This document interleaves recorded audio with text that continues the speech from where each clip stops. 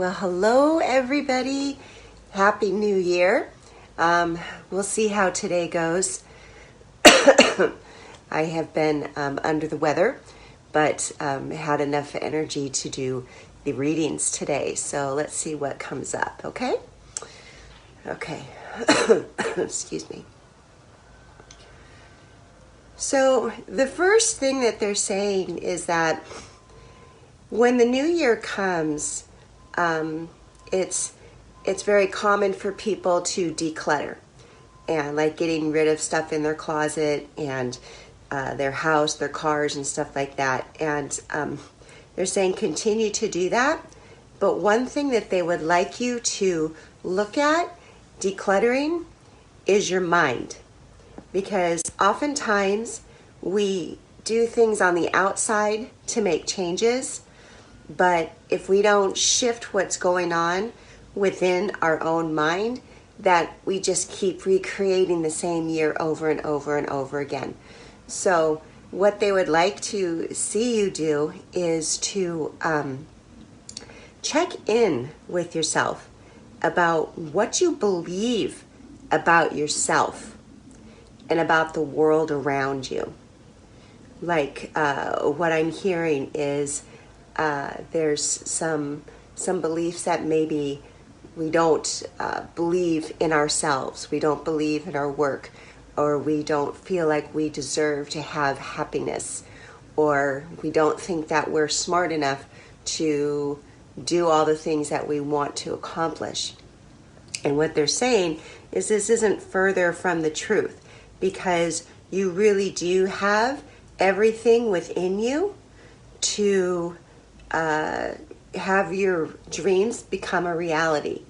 And the only thing that really is stepping in your way or keeping in your way is your belief about yourself and about the world around you.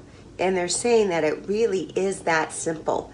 There's nothing outside of you that's keeping you from the success that you want. All it is a belief that either you don't deserve it, or maybe you don't have what it takes to make it happen. And the message for you today is that you have everything within you to make your dreams come true. Everything. And it's just a little tweak in your belief system. So when you are decluttering your house, make sure you're decluttering your mind.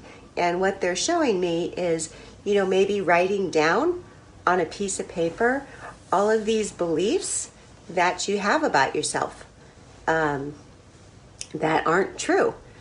And ask yourself, are these true? Or you can ask yourself, do I want to believe these anymore? Because these are just programs, excuse me, these are just programs that have been given to you over time. And we are in the process of deprogramming what's been programmed into us for millennia. And now more than ever, we realize that we have a choice. And the more that we realize we have a choice, the more empowered we're going to feel about our decisions. And the more empowered we feel about our decisions, the more we are going to feel that we deserve to have good in your life. And when we when we believe that we deserve to have good in our life, we start to think good things. We start to think positive things, and then things start to come into our lives. See, the reason why things come into our lives or don't come into our lives, it's all because of our beliefs. And that's it. It boils down to that. So they really, really want you to get in touch with what it is you are believing, what it is you're thinking. Okay. And the second one is to realize that, excuse me, to realize that you're going to constantly go through metamorphosis, okay?